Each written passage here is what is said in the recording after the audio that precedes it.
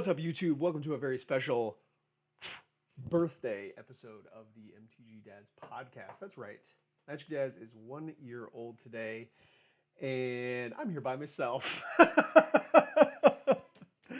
you're never truly alone on YouTube, right? There's always the audience out there. So I have a very special birthday episode of the MtG Dads podcast planned for everybody today. But first, if you haven't done so already, please subscribe to the channel. Make sure you turn those notifications on so that we get to annoy you every time we upload a video. There is a link to the Patreon campaign down in the description of this video.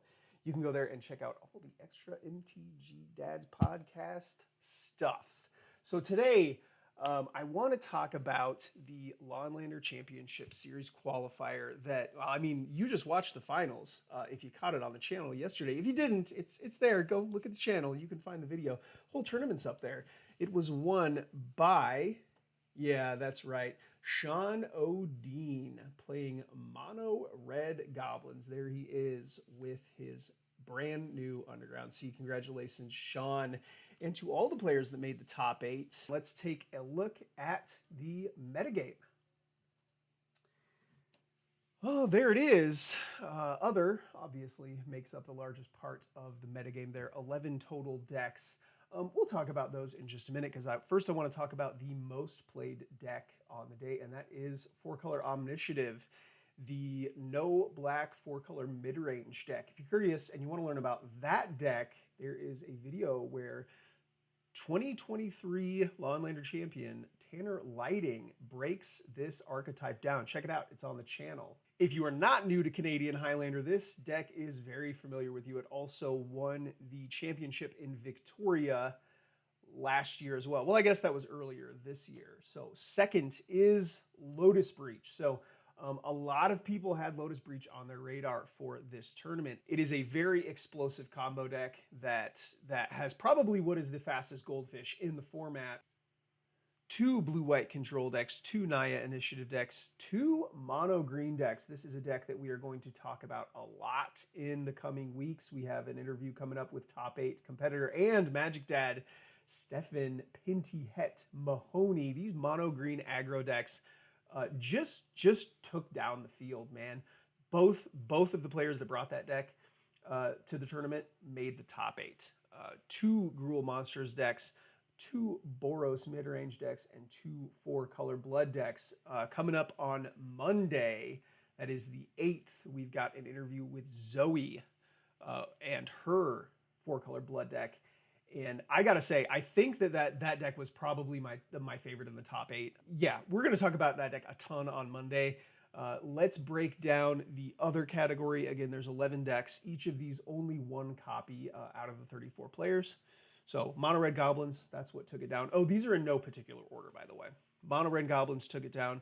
Seeker Walk deck, 1 Enchantress deck. This was Jacob Scott, who won one of our Lawnlander qualifiers last year to make his way into the championship. And believe made the top 4 there. So this was like an Enchantress lands deck. Pretty interesting. I haven't spent a ton of time looking at it, but I know that he had some really sweet cards in the deck. So it looked like a lot of fun to play. Medium White by Travis Wilcoxon, of course, just missing the top 8 on tiebreakers. Workshop Midrange by Mitch Keller. We've got an interview for Mitch later. Sorry, we got an interview with Mitch later on this month. I don't remember what day it is, the 22nd maybe. Reanimator deck, Mono Black Aggro, Mono Red Aggro, Bant Hexproof. That's the deck that I brought. I went 4-2 in the Swiss and just missed the top 8 on tiebreakers. The deck is a ton of fun to play. If you want to learn more about Bant Hexproof in Canadian Highlander, go check out the Patreon. It's down in the description.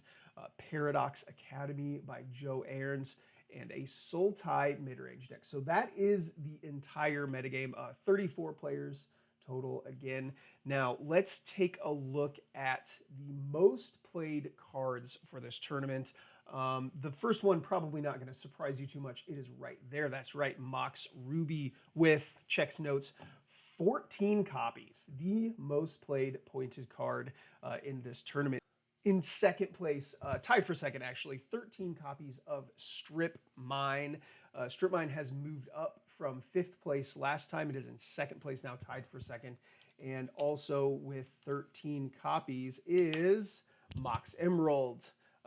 There it is, Mox Emerald. So yeah, two-way tie there for second place, and third place is Soul Ring. Soul Ring has moved down from second place last time. In fourth place, a card that has not made an appearance on this list since the last time that it was just 1 point. It's Umezawa's Jite.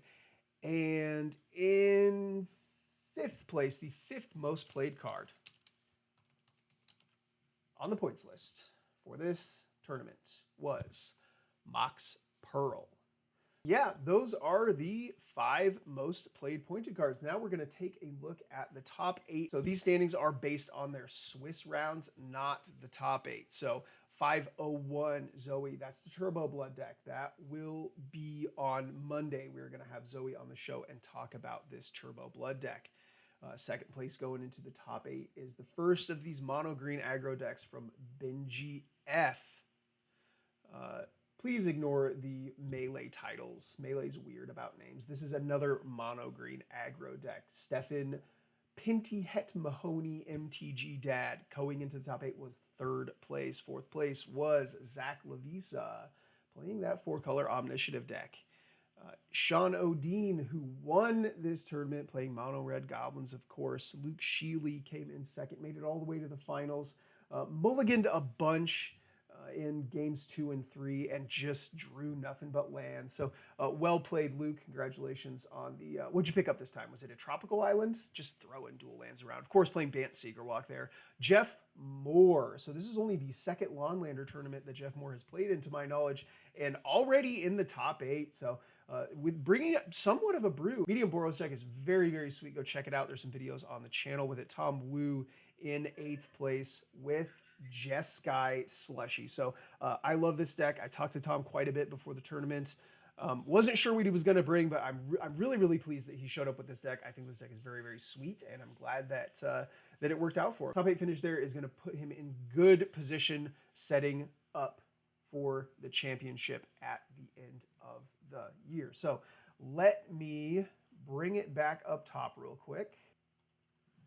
There we have it. So let me know down below which one of those decks from the top 8 you think is the sweetest. And if you haven't done so already, please subscribe to the channel. Make sure you turn those notifications on so that we get to annoy you every time we upload a video. And I just want to remind you that we're proud of you. See you guys next time. Bye.